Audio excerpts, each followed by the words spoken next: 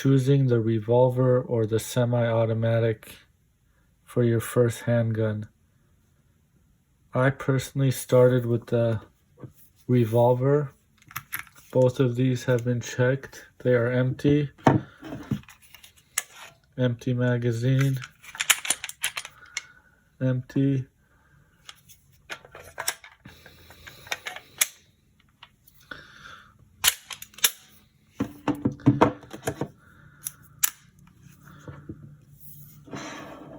The reason I started with the revolver is because they're easier to use. They're a little more simple. Neither of these two have on or off type of safety. However, your finger is the safety, and this trigger is much harder to pull than this trigger, probably double the weight. So when I first got it, I was more comfortable using something that I felt I would probably not accidentally pull unless I really put some effort into pulling this trigger, that it would go off. The only modifications I've made to these is a light and laser combo and a laser handle on this one. Otherwise, these are pretty stock. This is a Glock 26. This is a Taurus 856, both subcompacts.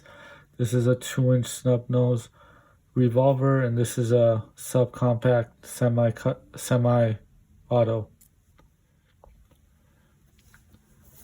The reason I started with the revolver is because they're really simple to use. There's only really two things you need to do.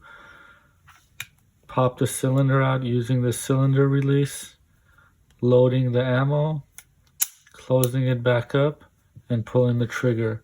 There's two ways to do it. Single action by cocking the hammer back and the trigger goes back, which makes it very sensitive. I do not recommend using it this way, especially when you're beginning with a handgun. So keeping it here and pulling it double action is a better way to use it. As you can see, there's no firing pin that comes out of here, but when you pull the trigger, and if I keep my finger on it, if you look through next to the cylinder, you'll see that firing pin. That's what hits the primer and creates the gun to go off. There is a built-in safety here for if it gets dropped or this thing gets hit. There's no chance of it going off until you pull the trigger. But other than that, your finger is basically your safety. With this one, until you load a magazine and you put it in and you rack the slide, then it will be ready to shoot. As you can see, the trigger comes forward. There's this little trigger safety, which this has to be pushed down for the trigger to go, but if your finger's in here and you pull the trigger, it's going to fire. So there's no other types of safety on this. Of course, if you drop this or, accidentally bump it around, it's not going to go off unless your hand is in here and you pull the trigger. But this trigger is more sensitive than this one. So as a first-time gun owner, most of us are paranoid with, what if I pick this up and my finger accidentally goes in here and this fires accidentally? Well, with this one, it's much harder to pull it, so it's much tougher to accidentally pull this, versus if there's one in the chamber and it's sitting here on the desk and I pick it up, or my thumb accidentally goes in there, or whatever the case, this one could go off much easier than this one. So that's why I initially went with the revolver as my first handgun, because it was easier to use. The chances of it going off were a little bit tougher accidentally because the trigger is so much heavier, and it just didn't require much except opening it, putting your rounds in, closing it, and just leaving it in the nightstand or wherever in the safe or wherever you decide to keep your gun for home defense purposes. I would keep it loaded. Initially, when I first started, I would not even put one.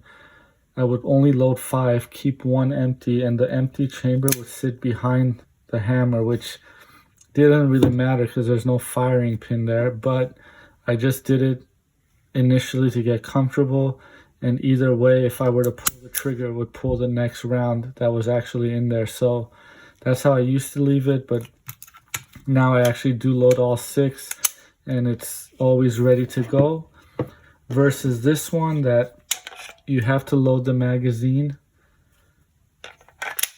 put the magazine in. So if this was loaded, and I'll use a dummy round, this is a dummy fake inert snap cap. So this is a loaded magazine. So the way this one would work is the loaded magazine goes in here. It's still not ready to shoot. Once you slide the rack, or sorry, once you rack the slide, now it's ready to shoot. The trigger goes forward.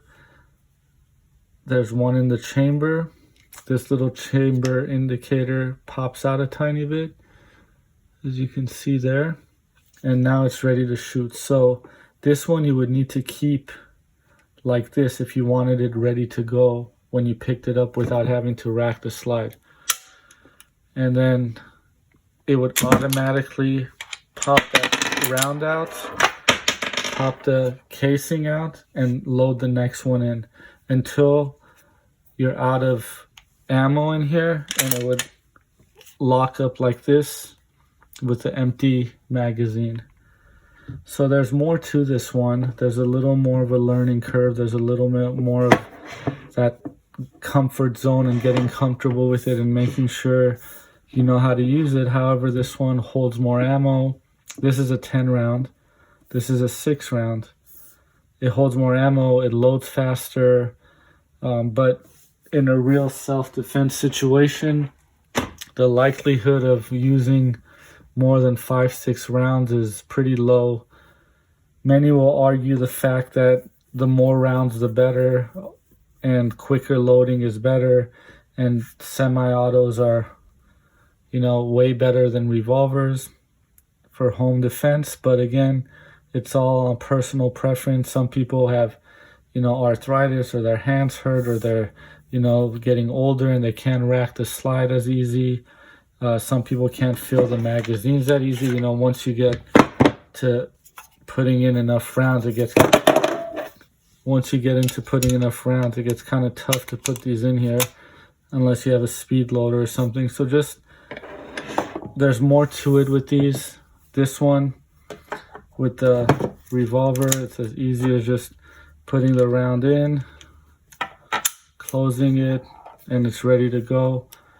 Heavy trigger pull makes it feel safer in your hand without an accidental discharge. Of course, you never put your finger on the trigger till you're ready to shoot, but in general, there's less of a worry with the accidental discharge with the revolver, in my opinion, versus a semi-auto. But I have now gone with the semi-auto as the primary self-defense weapon, but I always like having a revolver as well as a backup, and I feel like jams will happen less with this. Of course, Glocks are very reliable, but they do jam. Things happen, The revolver's just tried and tested and true, and will always be ready to go when you need it. So will the newer semi-autos, but again, it's personal preference. There's a little more to these. There's a little more to learn. There's a little more functionality to it, getting used to it, racking the slide. Do you want to keep one in the chamber? Do you not? Do you want to have a full magazine? There's a lot to consider versus this one where it's just pick it up and it's ready to go. No worrying about racking, no worrying about slides, no worrying about magazines. Just have it loaded, keep it wherever you need to keep it for self-defense or home defense purposes, and that's it. Pretty simple. Again, I started out with the revolver and basically graduated to a semi-auto, but many people start with a semi-auto and never go the revolver route. But again, it's personal preference, and I hope these tips helped.